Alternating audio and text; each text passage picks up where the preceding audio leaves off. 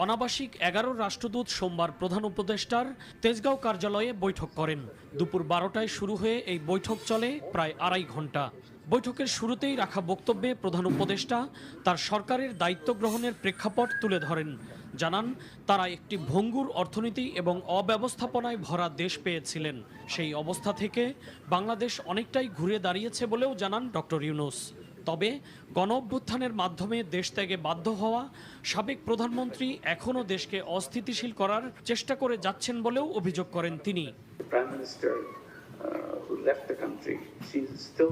সাবেক প্রধানমন্ত্রী বিদেশে বসে ভিডিও কলের মাধ্যমে দেশকে অস্থিতিশীল করতে চাচ্ছেন।